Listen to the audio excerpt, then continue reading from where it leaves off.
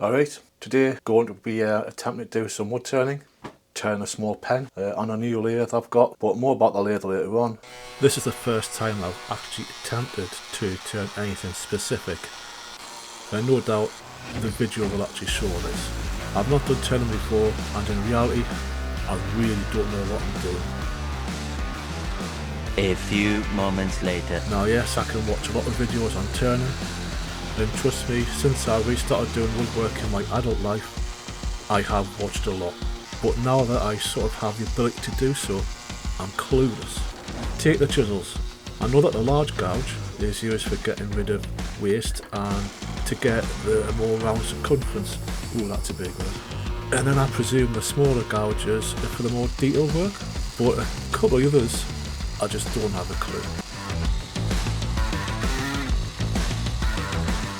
I feel like I ought to apologise for the amount of turning you see me doing. I mean, I have cut the footage right down when editing, but I almost feel like it's similar to sanding. It took 2.5 hours. You know what it is, but don't necessarily need to see me sanding every piece with all the grits.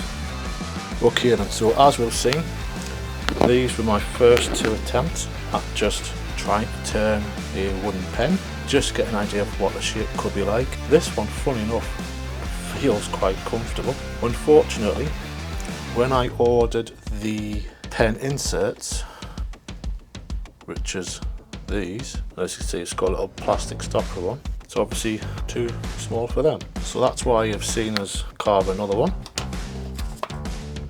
It works. Now I am thinking of just trying to make a little cap for the end, or I could just leave this in the workshop and then just leave it as it is. It'll come really handy.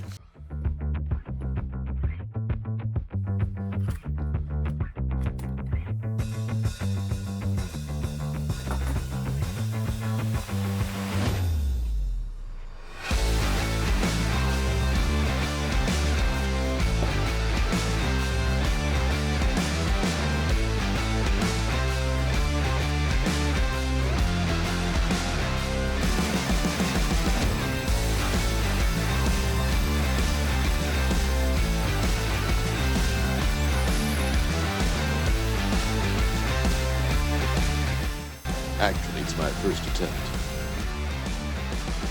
The lathe is obviously one of the cheap ones from Amazon. I actually paid £30 for it, and it does come with chisels, but they're rubbish, so you might as well just throw them out, or definitely don't use them on a lathe. I have made a couple of modifications.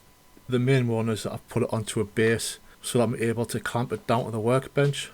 If I didn't clamp it down, then there would be a lot of vibration and the machine would just go flying all over the place.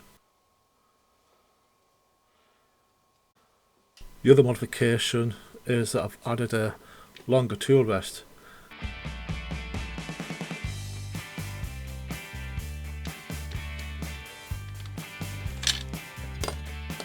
As trying to keep moving the rest that comes with it can be awkward when you have a piece of wood on the lathe. The accessories: a drill, chucker key, 2 Allen keys and 3 little rods. I haven't got a clue what they are for. If you know, please leave a comment down below. The power is a variable speed of up to 8,000 RPM. The chisels are a Sony beginner's turning set, which consists of a skew chisel of 1/2 inch and 1 inch, gouges of 1/4 inch, 1/2 inch and 3/4 inch, and a parting tool of 3/16 of an inch, a point of 1/2 inch and round nose of 1/2 inch. And as you've seen, they do come in a decent box, which makes it easier for storage, especially as I can just slide it under my workbench on its side.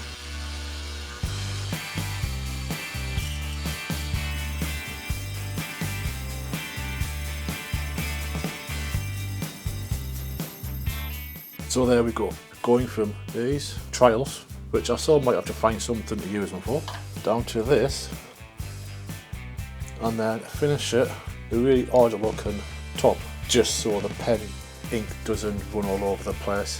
Using that small mini lathe has actually made me feel like, you know, I want a bigger lathe, just haven't got room for it. At least I don't think I've got room for it.